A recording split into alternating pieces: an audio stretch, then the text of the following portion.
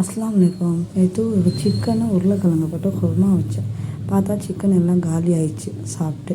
வெறும் உருளைக்கிழங்கு மட்டும்தான் இருந்துச்சு. இட்லி தோசை செய்யணும் வீட்டில் பிரேக்ஃபாஸ்ட்டு.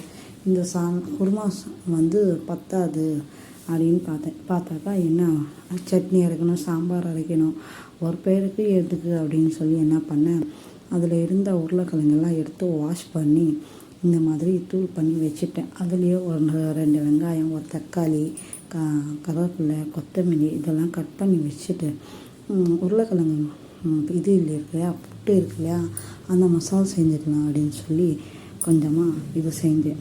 நல்லா தான் இருந்துச்சு. அவசரத்துக்கு இந்த மாதிரி பண்ணேன், தப்பு இல்லை. ஏன்னாக்கா மிச்சம் மீதி இருந்தால் வேஸ்ட்டு பண்ணக்கூடாது ஃபுட்டு அப்படின்னு சொல்லுவாங்க இல்லையா. அதுக்கு ஏதாவது ஒன்று செஞ்சு சாப்பிட்டு தீர்த்திடணும் அப்படின்னு சொல்லி என்ன பண்ணேன், அதில் ஒரு 4 உருளைக்கிழங்கு இருந்தது. உருளைக்கிழங்கு புட்டு செஞ்சு தோசையோடு சாப்பிட்டு பிரேக்ஃபாஸ்ட்டு முடிச்சுட்டு பரவாயில்ல, மிச்சம் மீதி இருந்தாலும் வேஸ்ட் ஆகாமல் நல்லா தான் இருந்துச்சு. நீங்களும் இந்த மாதிரி உருளைக்கிழங்கு வீட்டில் இருந்தாக்கா செஞ்சு பாருங்கள், டேஸ்ட்டு நல்லாயிருக்கும். தேங்க்யூ.